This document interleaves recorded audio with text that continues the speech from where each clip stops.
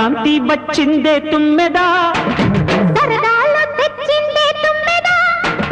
కొత్త ధాన్యాలతో కోడి పంజాలతో ఊరే ఉప్పొంగుతుంటే